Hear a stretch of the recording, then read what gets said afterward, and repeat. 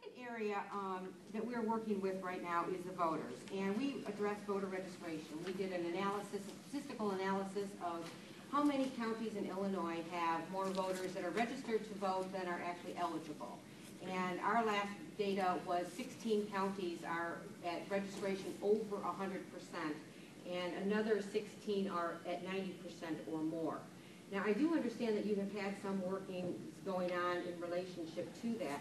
However, one of the problems in my research that I've discovered is that even though the new law allows us to pull people off the ballot, I'm switching here, to pull people off the voter registration rolls if they just died. We don't have anything that will historically go back and remove people from the voter registration rolls that have passed.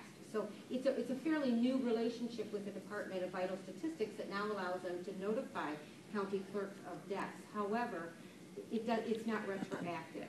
And so I'd like to ask the board to address the issue of voter registration and the fact that we have rolls right now that are not compliant with the voter. I have a question for our executive director.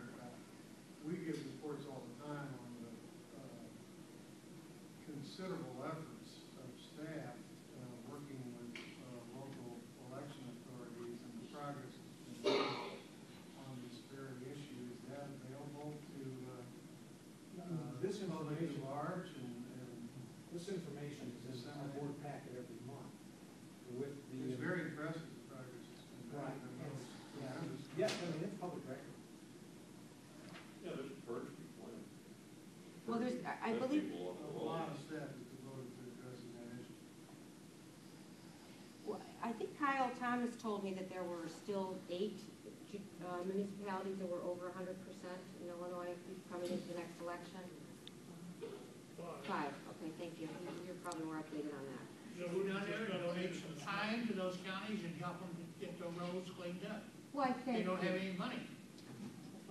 Yeah, the ones that haven't done it. I know, and I care deeply about our financial problems in Illinois.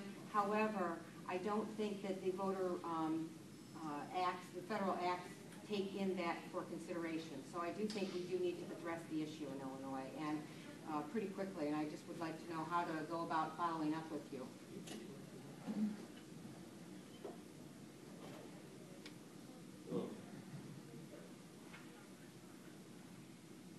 I think we are addressing the issue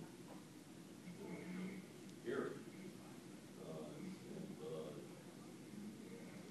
Again, the county can't afford to do it. First, it requires hiring election judges to do this and paying. I don't know how they can do the client without the money to perform the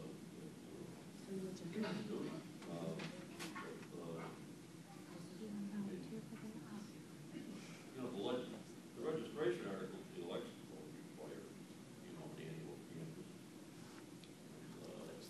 I think they're doing the best they can right now. It's an impossible task. People die every day, and they can't, run in the next morning and say, hey, John Jones died, let's take his name off the list. I mean, they're obituaries. Look through the obituaries. There's hundreds of people every day die in Illinois. Yes, sir. 6,000 to 7,000 a week. Well, the wonderful thing is that now the Department of Vital Statistics will send those death certificates to the. Well, but you'll be a day late, though. They won't get it done on the day they die. Well, probably not. It shouldn't make that big of a difference, really. We're talking about people that have been dead for 20 years that are on the roll. Carrying dead people on the registration rolls because you can't afford to get them off. If you can't afford to do the burden, not having, again, as Errol points out, you can't really keep up with it 100%. But the problem is people voting on those names. The problem is people voting on names of the dead. That's who are correct. still on the registration roll. So those voting in Chicago, which was notorious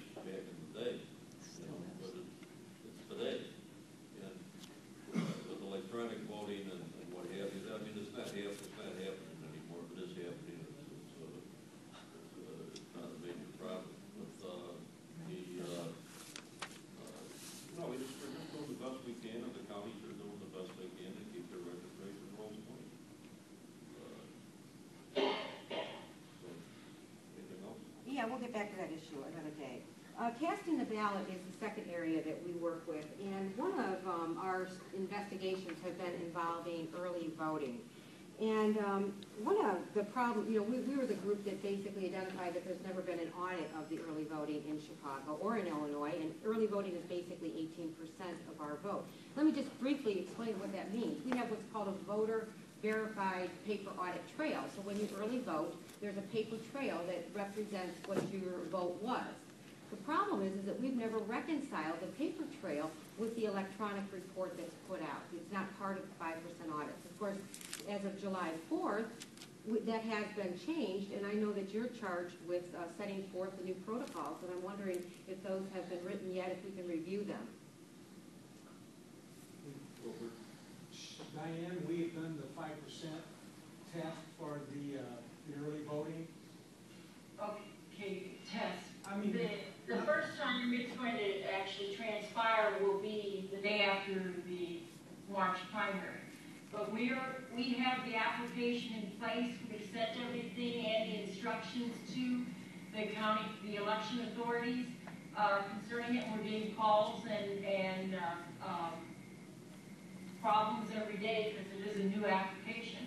But we should be ready to go. The day after the election, there should be a 5% retap sent to all the election authorities of the early voting devices.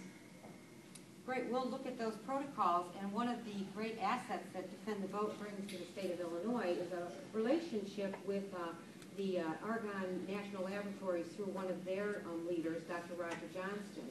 And in that regard, Dr. Johnston has agreed, because he's a security expert, to review the protocols to determine whether or not, from the security perspective, that they do the job that we're all wanting them to do. So, Diane, I look forward to seeing those protocols. I looked for them last week. I What guess exactly do you mean by protocols, ma'am? What do you mean by protocols? Well, I'm speaking in terms of procedures that you would use at the different county facilities to secure that that is actually the audit of the vote has taken place and that it's a valid audit. You have to have procedures for an audit, right? I guess I'm using the wrong word, maybe? I don't know. What testing requirements Procedures, too. Yeah. Okay, so moving on, I think that I don't... But I think that, you know, Okay, we're good. a lot of time. Yeah, we have another issue that is very serious, and in Illinois, they have decided that who runs early voting?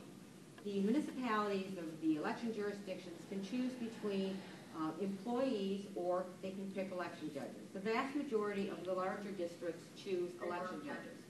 The problem that we have is that if you are an employee in Illinois, you don't have to be a U.S. citizen. If you are running any kind of an election situation other than early voting, you have to be a citizen because you have to be a registered voter. And we're getting back at citizenship again. No, I don't think so. So may I approach you? You just said it twice. Well, I know, but it's a totally different topic. And the problem is that we FOIA'd the I-9 forms for the people who are running the elections for Chicago early voting. And we found out that they are having non-citizens run some of our early voting locations. Well, did you bring it to their attention? Yes, sir, I did. And as a matter of fact, I have some of these I-9 forms right here, because not only that, we have taken it to the Inspector General's office. Because out of 400 I-9s, 75% were incorrectly filled out.